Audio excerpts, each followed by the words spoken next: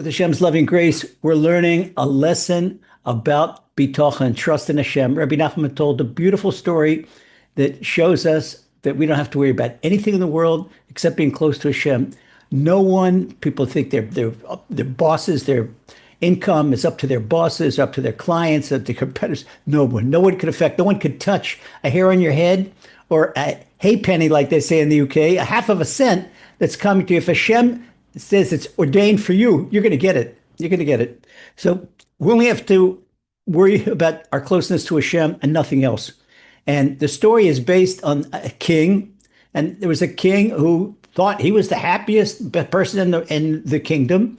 And he looked around and saw if there's someone happier in the kingdom. And saw there's this poor repairman that was happier. And the king, we'll see, he tries all types of ways to knock the repairman down so the king can remain his title as the happiest person in the kingdom. Okay, so with Hashem's loving grace, there was once a certain king that thought to himself, who in the world has fewer worries than I do? I have everything good. I'm the king and I'm the ruler. Well, he decided to investigate if this was really true. So he went out at night and he stood behind each house to hear what was going on and what were people talking about. And all he heard was people's worries. This one's worried about their health. This one's worried about their income. This one's worried about their marital relationships. This one's worried about a child. And everybody's got worries. But each one had different problems. At a different house, he heard someone talking about a problem that needed government assistance. And everyone had his own particular worries. And this way the king knew what's happening. Surely he's the happiest person. But one night, the king found a dilapidated old cabin, a very old house. It was like a cellar that was built half underground and half overground, and the windows were at ground level. So the roof was broken and sagging, and the king saw a man inside playing his fiddle, and he's dancing around. And you can see it's in poverty. He slept in the same room that was his workroom. Obviously, had only one room, and he, which is happy. The king had to listen. He listened very carefully to the music. And this guy just, what happy music was coming out of there. And the guy had a big smile on his face and a great big junk of this fine wine and all the delicacies in front of him that you wouldn't expect that in front of a poor person. So he was so happy and dancing and eating and drinking intermittently, full of joy, with no worries whatsoever. So the king, who was in disguise, he wasn't dressed up like a king, he went into the house, knocked on the door, went into the house, and asked the man what he was doing. So the man invited, said, stranger, come on, come sit down, join me. And the king saw the jug of wine, the various foods, and how the man was simply full of joy. You don't understand, Rebbe Nachman, he emphasizes time over again. It sounds redundant, but Rebbe Nachman in the original story, he says, in Hebrew, he says, the man was full of joy. He was full of joy, full of joy. He was saying, Rak b'simcha tamid, Rak b'simcha tamid. Always full of joy, Rebbe Nachman says, always full of joy. And we see that Rebbe Nachman, he emphasizes this over and over and over again, because it's not a simple thing, oh, put a smile on your face, be full of joy. This is a way not only to be emotionally healthy, physically healthy, this is the way to get close to Hashem. Because we learn, both in the Gemara and the Zohar, that says the divine presence can only hover over a place of happiness. So if a person is depressed, the person said, what is depression? Depression is a statement, I don't like the way Hashem runs the world. When a person's happy, he said, and animated, he says, I love the way Hashem runs the world. So therefore, with that attitude, it is a fertile climate to have seeds of godliness growing all around you. So a person is close to Hashem. So the king there are people that tried to impress the king. They weren't impressed, but the king was impressed by this man. And he's inside, he's dressed up as a regular guest. And he saw how he's full of joy. And the king says, wait a second, I can observe this person. This is a person that is truly happier than I am. So out of affection for man, out of respect for the man, regard for the man, the king sat down, and here this poor person, and the king is drinking with him. This is also allegoric. When Rebbe Nachman talks about the king, in Shir, he's talking about the king, the king of kings, Hashem. And when a person is A simple person, very simple person, nothing special. Maybe not talking about a tzaddik. We have a righteous man, plenty of his stories when we just finished learning the Master of Prayer and talk profusely about the tzaddik. That's not a tzaddik. That's a simple, simple person, a simple artisan, a simple craftsman, a poor person. But the king is with him. Rebbe Nachman is showing that by virtue of joy, it doesn't matter. There are people that be the bigwigs, the highbrows. They're much on a higher level than you are. But simple happiness, a person showing that he loves the king and loves the way the king runs the world. So the king sits down and joins him for drinking. So here the king sits down with him and drinks. Not only that did the king eat and drink with him, but the king agreed to sleep over. The king is sleep over. Your other cases late at night. Late at night, you could see the man was completely happy with no worries at all. And he wasn't worried that he didn't have enough room. He says, whatever I have, I'll share with the king. So in the morning, the king got up, and so did the man. And the king said to the man, I didn't ask you last night, but excuse me, this looks a little bit suspicious. Where did you get all this? All the fine food and the fine wine? And the man said, I know how to repair things. He says, I can repair anything that's broken, and I'm not able to make anything from scratch. But if something is broken, I can repair it. We can see even in the simple tale, the allegories run very deep. He's telling the king, he says, I can't make anything. That's only the king. But I can repair. I can repair. What's I can repair? Rebbe Nachman's famous expression, if you believe that you can ruin something, believe that you can repair it. This is about tshuva. If a person thinks, don't ever fret that you made a mistake. Okay, Hashem gives us another day in life, we could repair it. And we have to act like every day is our last day and make sure that everything is repaired, because we have to chew every day. So that's what the person said. I can't create. There's only one creator, but I can repair things. I can rectify things.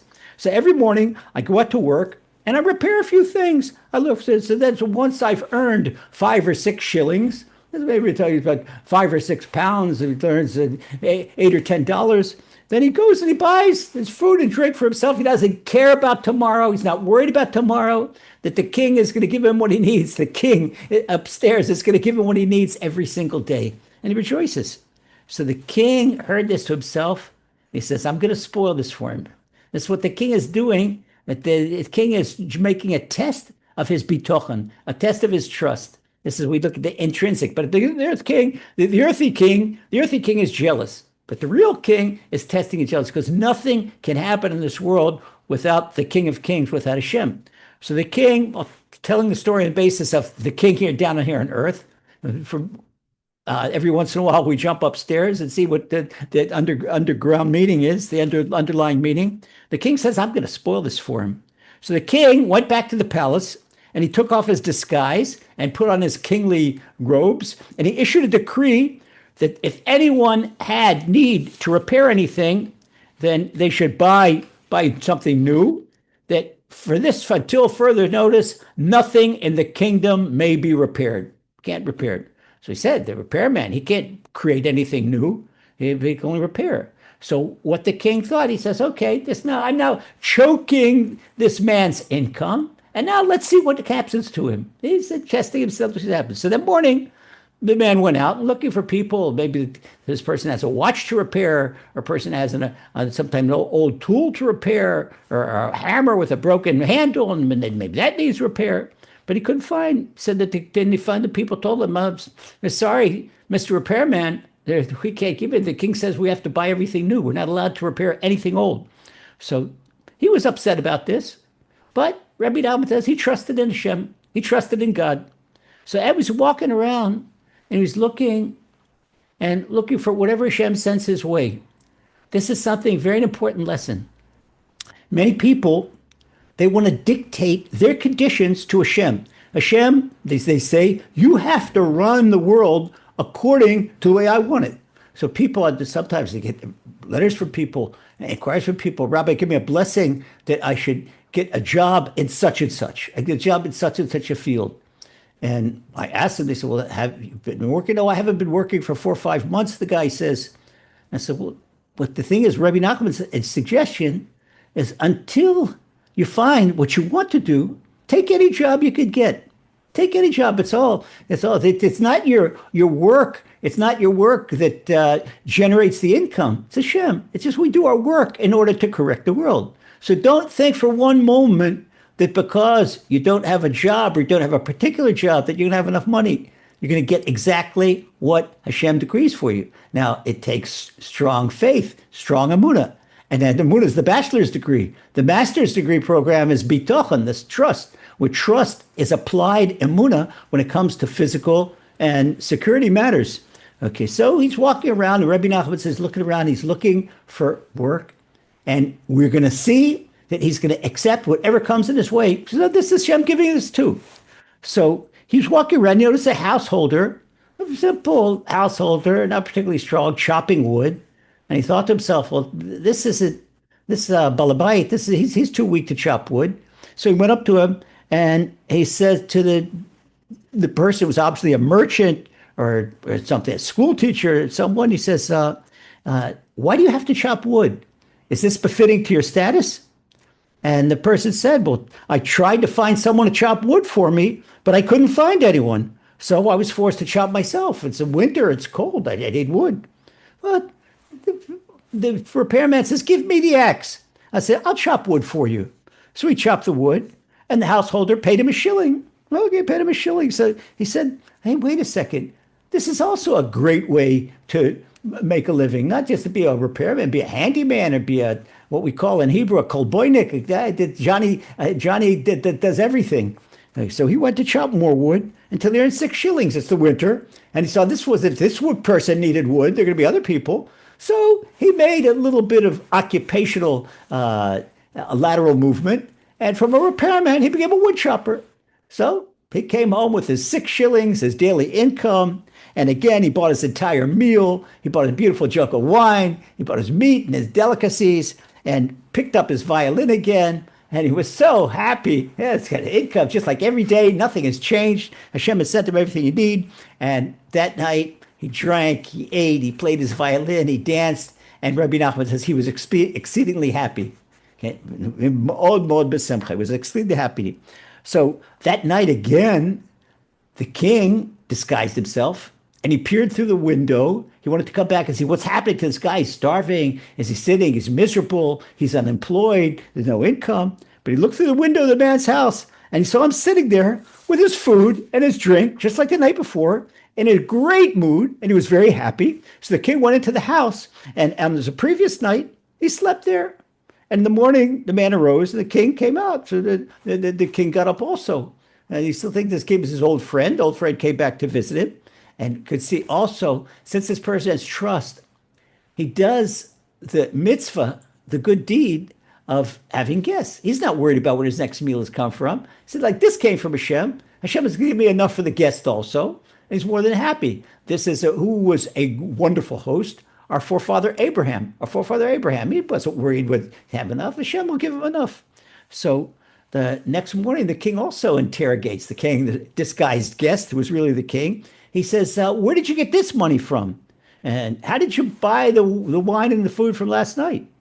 So the repairman says, I used to repair anything that was broken. But the king passed a decree, and the king forbid giving anything out for repair. He said everything has to be bought new. So I decided to change jobs, and I chopped wood. And I turned enough money. I earned my daily wages for this. And here's the wine and the good food. Simple explanation. So now the king left and he went back to the palace, put on his kingly robes again, and he should agree that nobody must let anyone else chop wood for them. If you want wood, you have to chop it yourself. So the man approached someone the next day, has a nice life, chopping wood. And the person told him that the king says, no, I can't hire you today, because the king issued a decree that no one is allowed to chop wood. But once again, Rebbe Nachman said, Batach Hashem. Rebbe Nachman says one sentence. He says, but he trusted in Hashem. He trusted in Hashem. And this is all what he's not worried, what am I going to do? Where's my next job come to? He's now faced with an obstacle. The king puts another brick barrier, concrete brick barrier, in his face. And all he says, I'm going to trust in Hashem.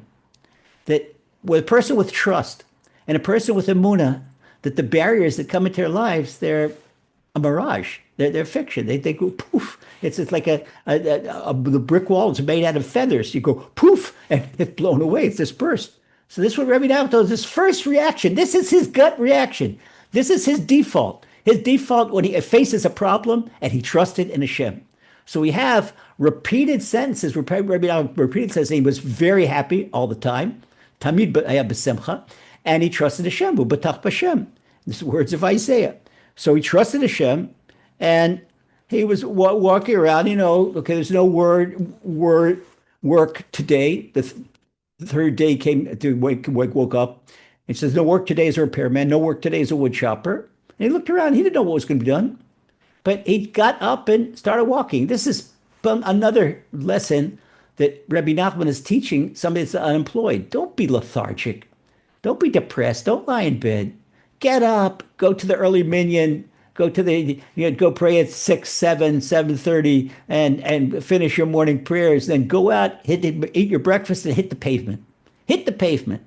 And even if you're unemployed, okay, don't let that bother you. Go out, don't let your wife, heaven forbid, don't show your wife that you're unhappy or that you're worried, because one thing, what makes a wife worried, and you see this in and our book on Shalom Bayit, our book on marital peace, okay, the bond of Emunah, that if a wife sees that a husband lacks Emunah, she's really going to be worried.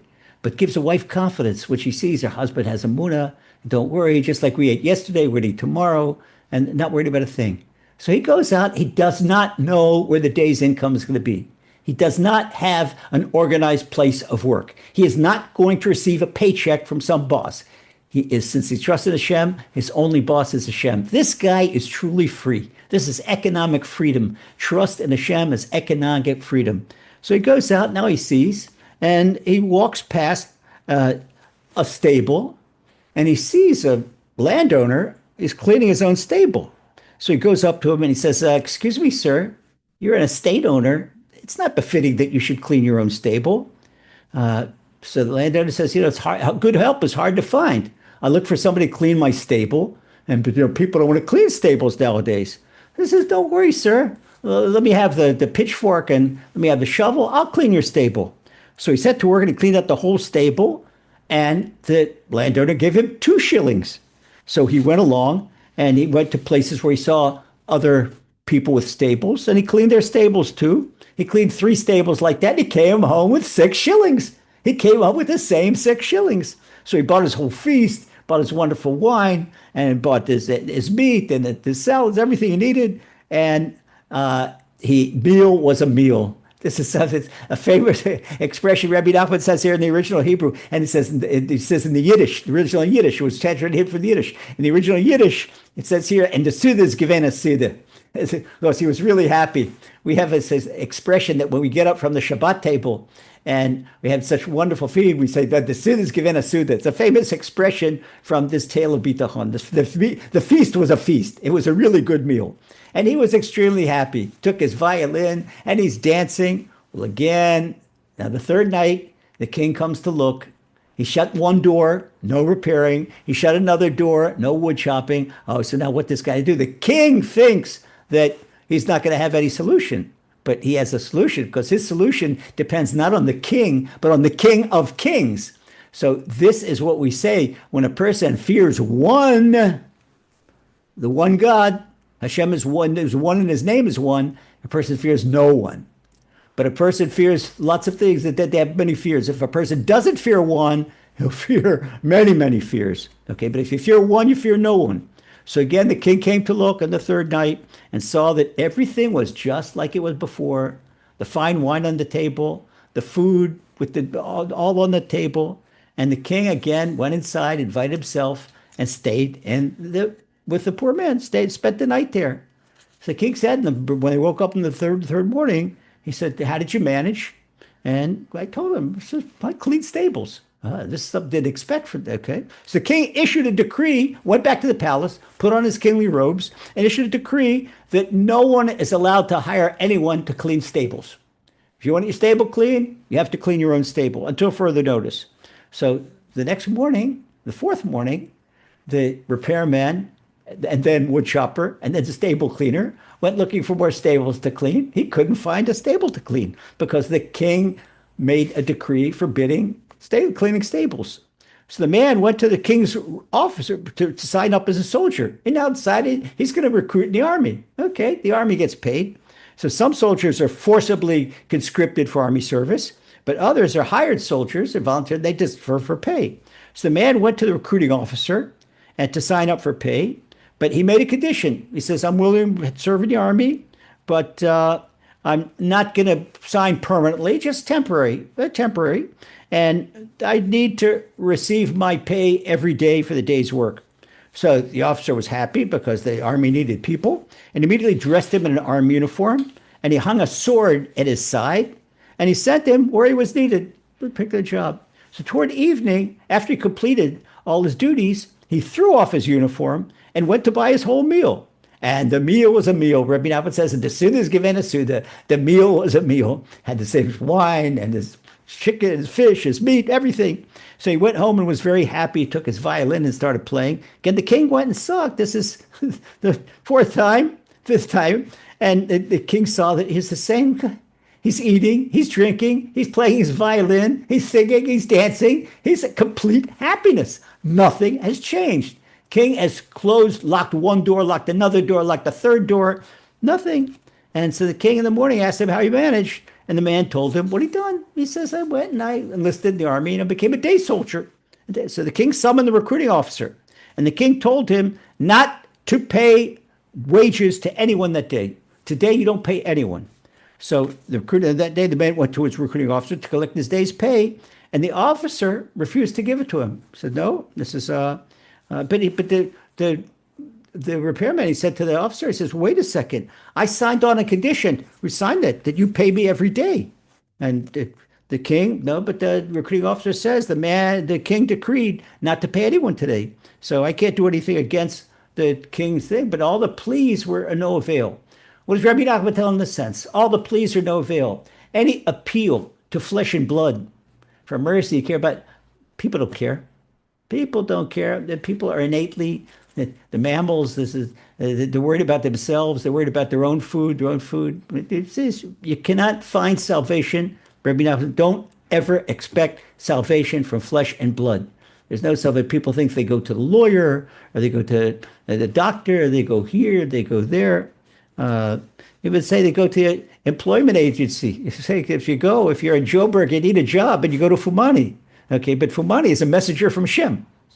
Fumani is a messenger of Hashem. If I need a job, but I go to Fumani's employment agency, and I need a job, okay, I'm just doing my thing. Just as if I've got a cold, I need something, a prescription from the doctor, go to the doctor, but the doctor is a messenger of Hashem. So when you look at that, is that one thing that when the world is happy, and the world is in Bitachon, I look at Fumani as a messenger of Hashem. Fumani looks at himself as a messenger of Hashem. So what does Hashem do? Hashem sees, Fumani and Joburg, with his employment agency, he's doing my work. He's doing holy work. He's helping people getting jobs. And this is a tremendous big mitzvah. Okay, it's going to be successful. And I know with his emunah attitude, I'm talking about not only to Fumani, but everyone, whatever they're doing, everyone in our group. When you do what you do with an emunah outlook, with an emunah attitude, you're going to succeed. And this is exactly what Rebbe Nachman is telling us right now. But he said the man pleaded. At first he forgot for a moment temporarily his flesh and blood. But look at the test this guy's going. He said one day he loses his job. The next day, new job, loses that. The third day, new job, loses that. The fourth day, new job, they don't pay him. Hey, wait a second. This sounds like Abraham. Abraham had 10 tests and he passed. But this we're talking about a simple person.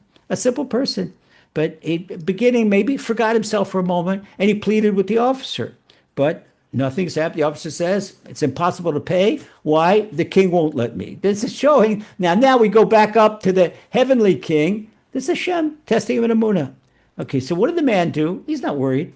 What did the man do? Hashem gave him an idea. He had a sword, and a sword is worth a lot of money. So he broke off the blade of the sword from its handle, and he replaced it with a piece of wood. He's a repairman. And now he had a nice piece of stainless steel. And when the sword was in the sheath, nobody could see that the blade was made out of wood and not out of stainless steel. So he went to a pawn shop and he said, "What will you pay me for this blade?" And Potiphar looked at it. He says, "Oh, it's worth certainly 6 shillings." He gave him his 6 shillings. So now goes home for the fifth time. He has his 6 shillings, and he bought his bottle of wine, and he bought his food, and he had a wonderful meal. And once again, Rebbe Nachman says, "And the Suda is given a Suda." And the meal was a meal. When you trust in Hashem, everything you eat, you could eat a peanut butter and jelly sandwich. It's going to taste like Chateaubriand. And you can see this we're listening. Remember when we've learned Rebbe Nachman's tale about the clever one and the simpleton. The simpleton didn't have any money, and he had water and dry bread, but it tasted to him like the water tasted like champagne, and the dry bread tasted like Chateaubriand, and he was happy all the time. But the clever one, he had money, was very rich, was never satisfied. So I think with Bitachon and with Eved Hashem, it's like eating out of Hashem's hand. It's like eating the manna in the desert. So he pawned this word, and now he got his things, he got his money, he got his 6 shillings, and he saw. So now the king says that there's no way. There's no way, because I gave a decree, nobody in the army is going to be paid. And he's drafted in the army, spent the day in the army, he could not be anywhere else. There's no way he's going to be happy today. The king peeks in the window, again disguised, and the guy is singing and dancing and playing his violin, and he's happy all around, dancing around the kitchen. Oh, and the king arrived. Look, and he says, "Well, how? How did you do this?" He entered, and again, he ate with him and spent the night. Woke up in the next day. So he said, "How did you get the 6 shillings this time?" So he told the whole story. This man is just like the simple one and the clever. He's so honest and so straightforward. And he tells the king the whole story. He says, I didn't get paid, and the kingdom owes me money. So I was forced to break the blade, and I had to pawn it in the pawn shop and to put it me for the meal. And that's what I need. He said, when I earn my money back, I'll redeem the blade and I'll repair the sword. I'm a repairman. It's no problem. So it's what I'm doing. I just said, the king owes me anyway. So I'm just taking a loan from the king. And this is the collateral for the loan. When the king pays me my back wages, then fine, wonderful, I'll fix the sword. Okay, because I can repair anything that's broken. So there'll be no loss to the king. Make sure he shows, even though there's something else Rebbe Nachman told us. So there'll be no loss to the king, even though he's seemingly unemployed, seemingly he's got no solution, seemingly no paycheck, lives day to day. He says, I'm not going to make any loss to the king.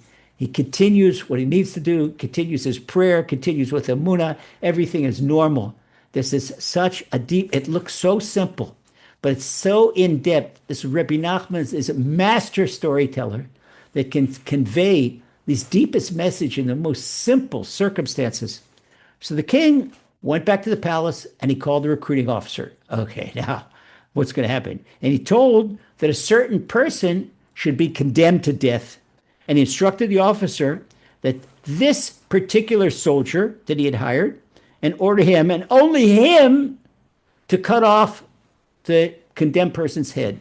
In other words, our repairman, who's now a soldier, the repairman is going to be charged of cutting off the convicted criminal's head. So the officer summoned the man, and he came before the king, now dressed. The king is now dressed in his royal clothes. And the king gave instructions for all the ministers to assemble in order to witness the comic spectacle. The king said he's going to call this young man. The king is now he's going to make a comedy for all the ministers, because no, this guy's going to eject it. He's going to take off the sword. The sword will be a wooden sword, and everybody's going to have a good laugh. So meanwhile, he had stuck this piece of wood instead of a blade. So the man came before the king and fell at his feet. He says, "My lord the king, why have I been summoned?" And this is the repairman. And the king said to the repairman, he said, who's now the day soldier, you've been summoned in order to cut off the condemned criminal's head. That's what the king told him. So the man pleaded, said, "Hey, Majesty, I never shed a drop of blood in my life. I can't kill anyone. Why do you want me to kill someone? Why me? Is the verdict so clear cut? It says, perhaps the person doesn't deserve to die. I've never shed blood in my life. So how could I shed blood when it's not clear that the prisoner deserves to die? In other words, there's no clear verdict. There's no clear justice. How can you execute a person without clear justice? So we can see again, this is the simpleton. This is the simpleton's twin brother. It's the same template of the simple honesty. A person who has trust in Hashem doesn't need to commit a crime because he knows that if he does something, even against a flesh and blood king's order, it's not going to be a blessing. For example, I'll give you a little example. A lot of people in their places of employment, they have what's called lateral ratings, where workers, they rate one another, and they have vertical ratings and horizontal ratings. The vertical ratings where employers or supervisors, they rate their workers. The workers rate their supervisors, and this goes to the board of directors or whoever, and the whole company is based on slander, Lashon Hara, that the gospel, this one said about this one about this, and the ratings, if there is a supervisor or worker that you don't like, you could slam him. And it's all done anonymously. It doesn't say what this one said about you, what that one said about. This is what your workers say about you. This is what your supervisors say about you. You don't know which one. You don't know. A person can't protect himself. According to the Chafetz Chaim, if the job, suppose someone broke something at work, and the boss says, who broke that? Who broke that tool on the production line? You're not allowed to inform on someone else. So it gets Torah. You're not allowed to be a informer. Okay, if the boss wants to do, let the boss hire a private detective and let him find out. But you can't do that. The boss says, if you don't tell me, I'm going to fire you. According to Chafetz Chaim, according to religious law, said, go ahead and fire me. I work for the king, not for you, sir. I work for the king. And there's no way that I can have a blessing in my income if I go against the king. And people don't understand this in commerce, that they do things, they're not honest about what they do, or they shortchange other people, they swindle other people, try to make a little bit extra money. You can't succeed with that. And ultimately, they'll lose all that money, and they'll lose it all because there's no blessing to money like that. So here we have the innocent person, his employer, which is the king, is the commander-in-chief of the army, is telling him to execute somebody. He can't do that. He says, I can't do this, no clear-cut evidence. So the king replied that there's no shadow of a doubt that the prisoner deserves to die, and you and no one else must execute him. So the man saw that he couldn't prevail over the king. So now he turns to the King of Kings. It's the first time in the story where he overrides the flesh and blood king, and he turns to Hashem. And now in the middle of this trial, in the middle of the king's court, he goes into hitbodedut. He goes into personal prayer, his personal speech with Hashem, and he's got tears in his eyes, and he says, Hashem, never in my life have I shed blood. If this man is not guilty, let the blade of my sword turn into wood. So he took hold of the sword, and he drew it from the sheath, and everybody saw that it was made of wood. And they all laughed very heartily, and the king saw that he was an excellent man, and the king sent him off in peace. And that's our story. It's a happily ever ending. We see that when a person clings to his or her trust in Hashem, it can overcome the greatest adversity. You think, oh, Rebbe Nachman, it's nice as a story. It's not nice as a story. It's as nice as life. It's a lesson in life where the only worry we have to do is to worry about executing Hashem's commandments, to observing Hashem's commandments, and then there's no such thing that Hashem won't give us an income. Here's an example. Imagine that the king has two servants, and both servants, they have the job of shining the king's shoes. The king 24 hours a day, it's the king's honor that the king has to walk around with shoes that look like a mirror. Okay, so one servant, he loves the king, and he shines the king's shoes. And he asks for the king, Your Majesty, to get this, there's a special brushes that come from Italy, and there's special silk to the final shining that comes from Japan, and there's special oil that comes from India. Your Majesty, I need these to really make your shoes. And then for France has perfume. I could perfume the leather, and not only will your shoes be beautiful, but they'll smell fantastic. Every take a step, make a wonderful smell. Of course, the king is going to bring him all these things because it's working for the king. So now imagine that his buddy, his friend is working for himself. He wants to be prestigious. So now he says his friend got all these fancy silk and polish and perfume for the king's shoes. He decides to put them on his own shoes. I'm going to be the fanciest servant, walk around my own shoes. Well, the person is going to be denied. The second person, he's not going to be denied because he's using it for his own good. But the first one, the first servant is serving the king. The king will give him everything he needs. This is what Rebbe Nachman is telling us here, that since the repairman, he was serving a king, I was serving a king, he was bringing joy to the world. He was singing and dancing no matter what. He played his music and people could hear the music and plays with this, had an influence in the whole world. What is Rebbe Nachman telling us by this? What the metaphor of him playing his violin every single night. When we do something in the right way, doesn't matter whether we're an optometrist or a speech therapist, or we have an employment agency, or whatever we're doing, we're teaching school, we're selling insurance. When we do it in an upright way, it's like music. It makes everybody around us, they just become happy. They don't know why, because you bring a positive influence to the universe, to the world. And this is Tikkun Olam. This is the correction of the world. And this is our job, to make the world a better place. So, Baruch Hashem, this is a good story that we should start out the new year with, and that Hashem could, everyone, wonderful health and wonderful income, everything you need when you need it, and no worries, really no worries. Like remember our repairman. Remember that no matter what happened, we should sing and dance and be very happy and enjoy our meal like it's a feast on the king's table, and it is. Feast on the king's table. Hashem is setting our table. That's why the Gemara says that in the time that we don't have the holy temple, that a person's dinner table, it repents for a person, it's the atones for a person like the altar in the holy temple. It's really profound, but that's the power of it. Baruch Hashem. So once again, the 2026 should be the best calendar year of your life, and everything wonderful. Don't ever forget that Hashem loves you, and so do we.